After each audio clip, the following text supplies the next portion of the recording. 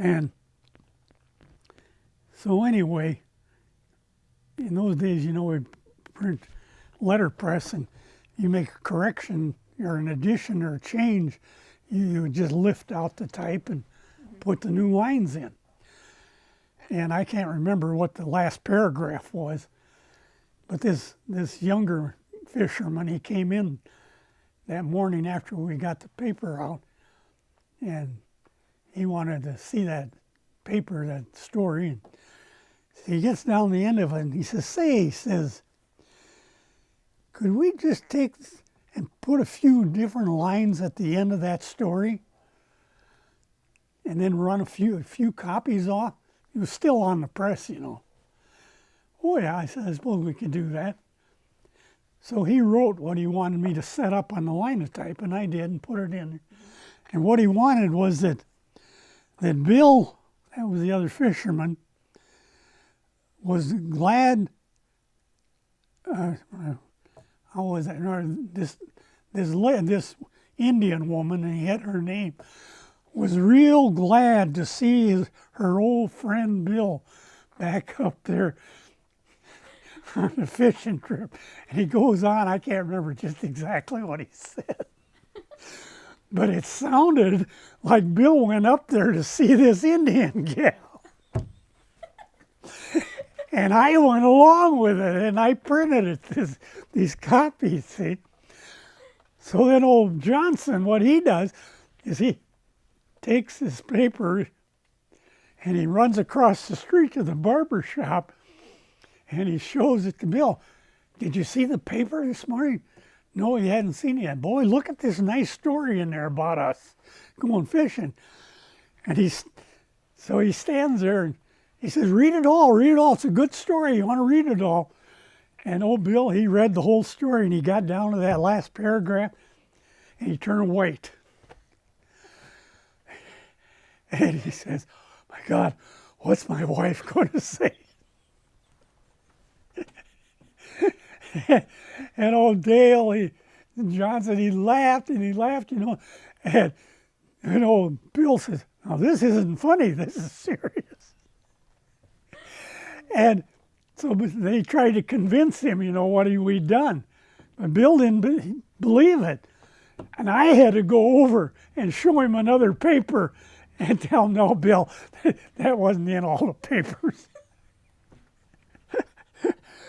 But I think that was the most humorous thing I can remember we ever did. That is funny. Well, on with the show. All right. Okay. So, did you provide any Did you usually when you wrote when you wrote stories? Was it did you put a lot of national coverage in there, or was it mainly just local? Oh, mostly local. We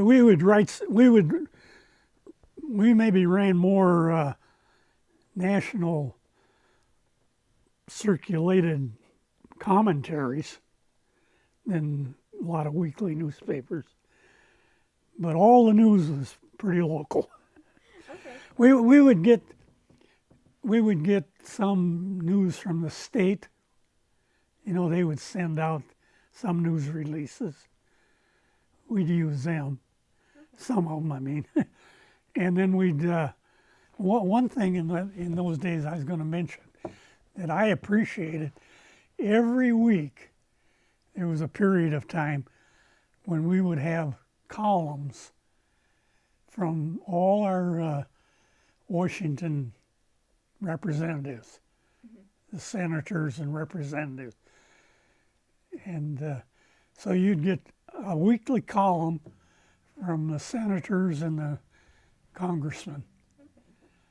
And I think that was good. And, you know, it wasn't a real long thing, but at least they let you know what they were doing. Mm-hmm. And now you got to depend on somebody else sending it. Yeah. So do you remember any other major news events besides the ones we've talked about already? Oh, weather was always a big news event. Mm-hmm. And every week we would print the temperatures and the precipitation. And if there was storms, and those would always make make the news. And I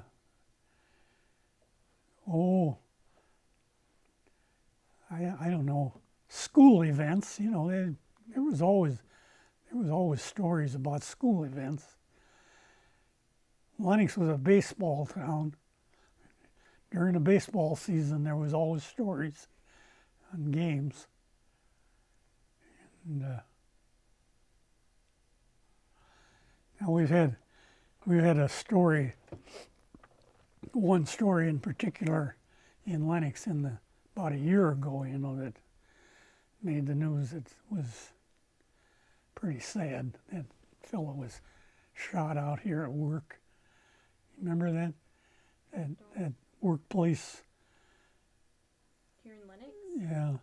It was out at the Sioux Steel Company office out there, and this truck dispatcher was a mental case, and he got mad at he was a driver, and he got mad at the dispatcher for sending him someplace he didn't want to go. Went home and got a gun and came back and shot the guy.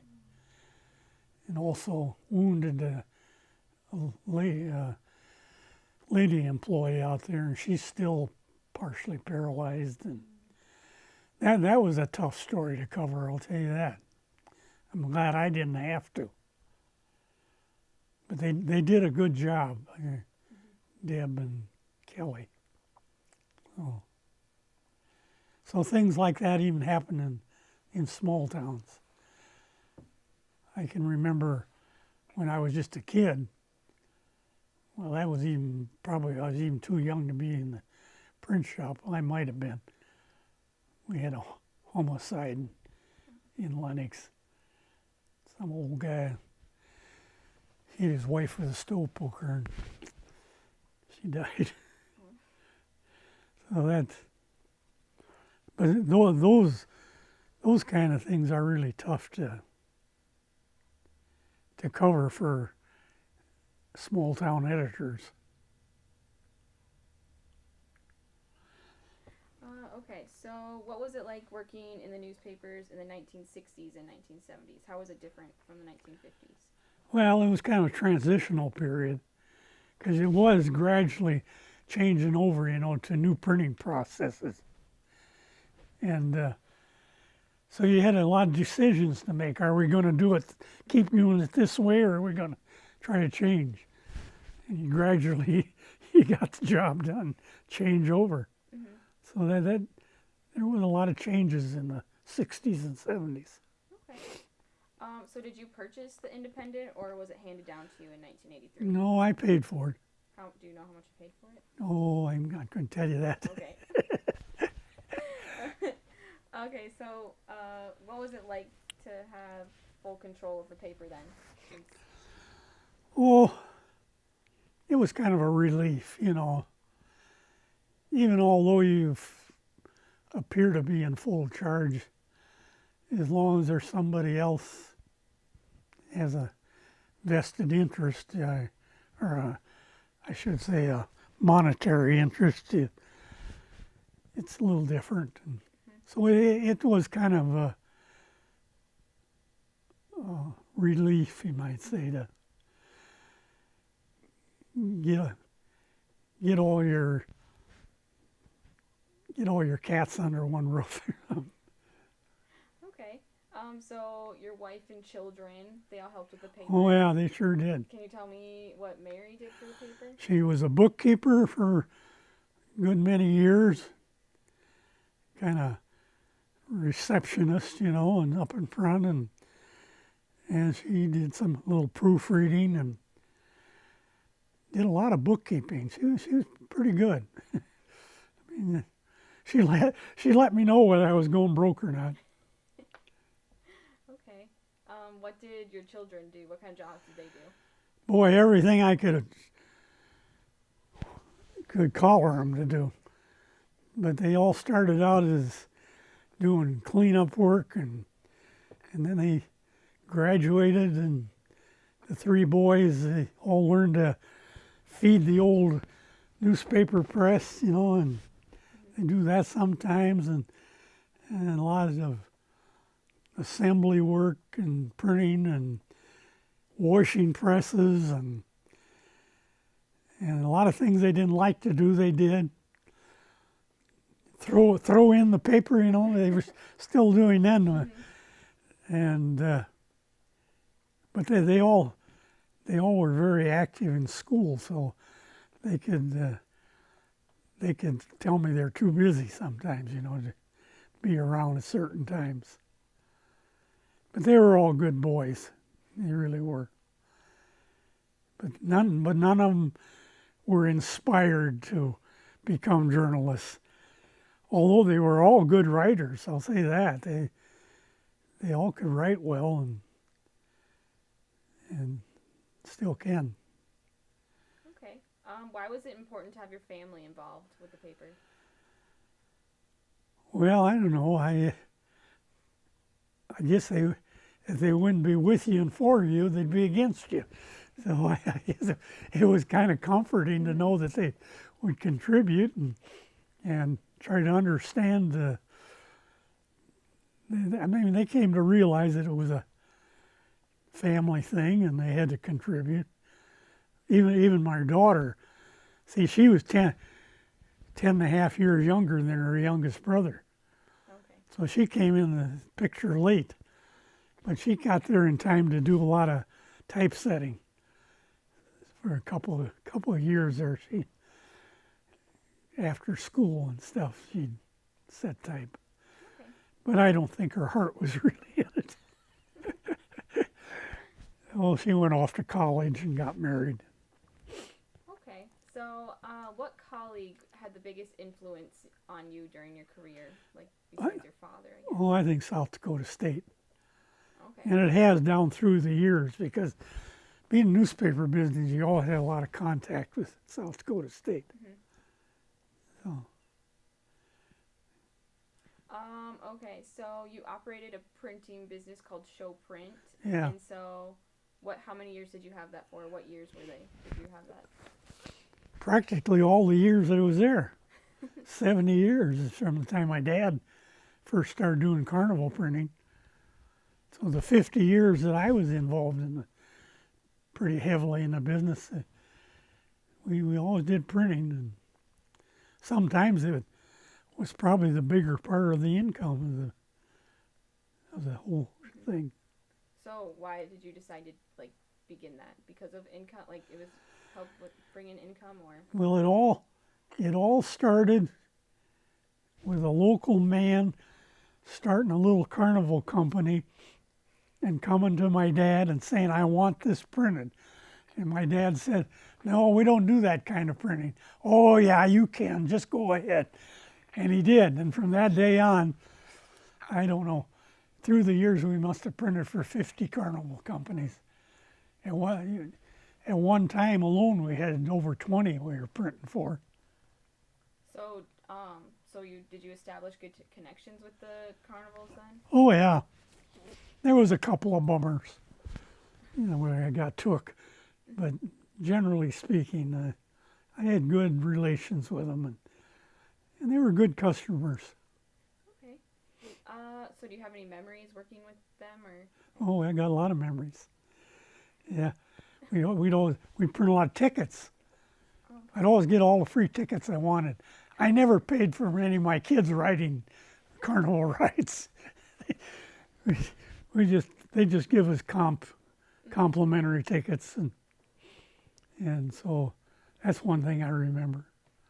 Okay. I remember a lot of telephone calls and a lot of rushes down to the post office to get rush orders out, stuff like that. Okay. Do you have any memories from attending SDNA conventions? Oh yeah, lots of them. From the time I was a kid. Any in particular? Well, one I remember that I wrote an article about not long ago. In 1936, they had a big blizzard. And my dad and my mom went up to Sioux Falls to the convention and got stranded there. Everybody else did too. And that week there were a lot of newspapers printed late because they couldn't get home until the next week, Monday or Tuesday or whenever. And so that was a big deal, that weather.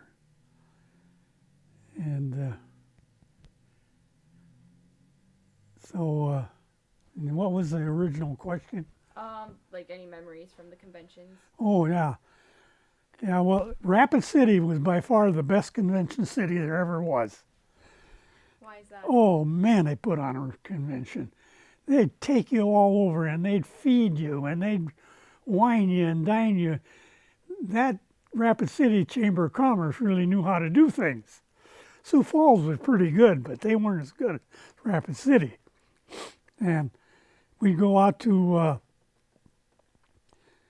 the air base, and the one year they actually took some of us up in one of these big refueling operation planes. I didn't go, but they drew names for who could go. But you could go through all those military things, and see everything. And they fed us out there, big banquet, and they remember it took us up to Mount Rushmore. It took us all over. But I'd probably get in the two. I know there were at least two conventions out there I remember real well. I remember certain of the so-called dignitaries or luminaries sometimes tipped the bottle a little too much. And I remember the speaker in one case out of Rapid City was probably one of the greatest after-dinner speeches I've ever heard. And you know who the speaker was? Who was it? Cecil B. DeMille. Cecil B. DeMille was a famous movie producer and director. He's the one that produced like Ben-Hur and the Ten Commandments and all those great big films. And boy, could that guy speak. He was a wonderful speaker. And that really sticks in my mind. But like I say, Rapid City really knew how to put on a convention.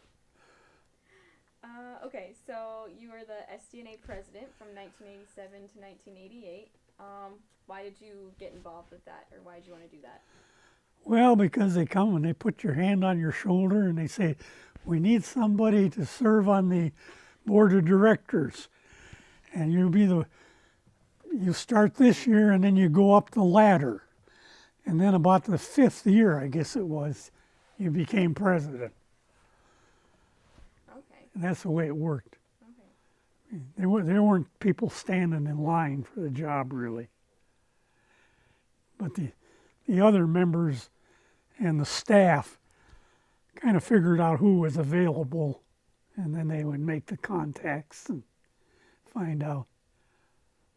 I remember in one case, it was I think it was right after I was off the board, somebody tell me, they went to a fellow and they wanted him to be on the board of directors, and he says, no, I won't do it, but my wife will. I'll have her do it. And that's the way it ended up, too. Wow. Well, maybe she did a better job than he would have. But we used to meet, golly, was it once a month or so many times a year anyway we'd meet. And I know we'd always have a board of directors meeting once a year out in the Black Hills. That was nice. Go ahead. Oh, did you belong to any other professional news organizations? I did, and I can't even think of the name of it. It's that writers fraternity. It's headquartered in Washington, but I can't think of the name of it. I belonged a few years, and then I got tired of paying dues. But I can't can't remember what they call that. Well, makes no difference, I guess. So what was your reaction to being inducted into the South Dakota Hall of Fame in 1994? I was shocked. I didn't think I'd ever be named to that because my dad had just been named to it a few years before that, after he had retired. And I thought, well, one in the family, that's enough. But there has been some repeats too. The lady up at Millbank, Phyllis, she just passed away not long ago. Her dad's name was Dolan, and he had been president, and then Phyllis became president one time, right before me, I think, or a few years. And then a fellow at Britain, his dad was at Webster, and he was at Britain. Charles Card.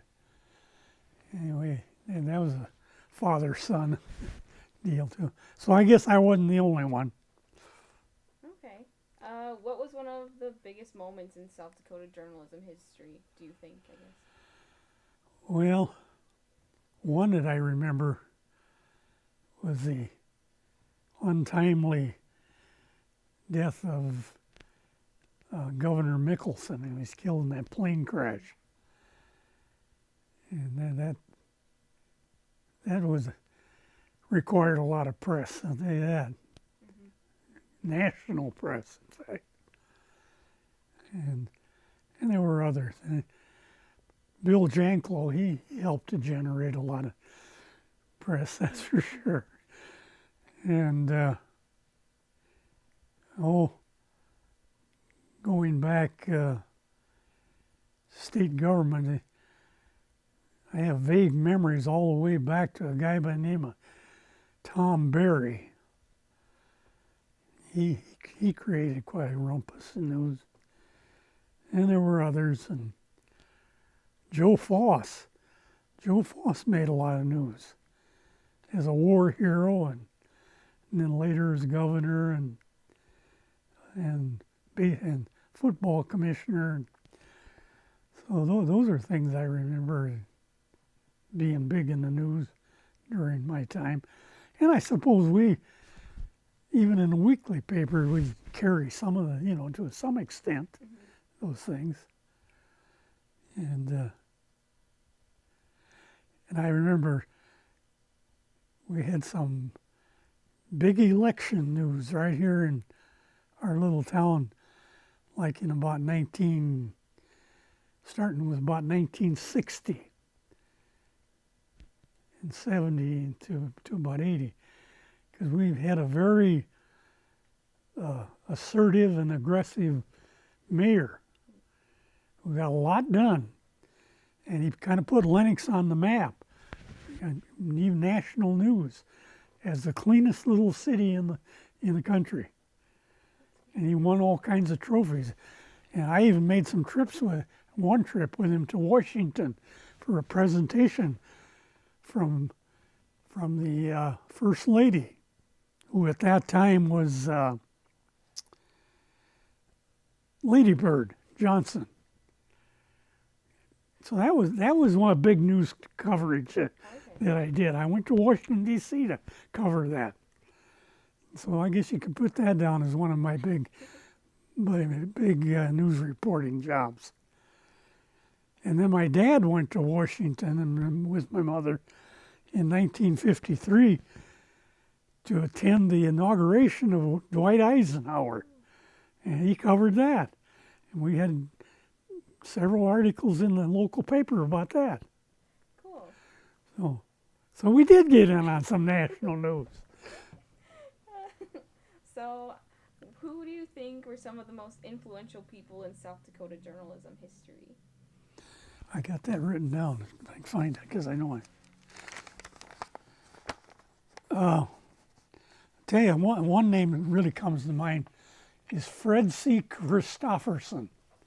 He was editor for many years of the Sioux Falls Argus Leader.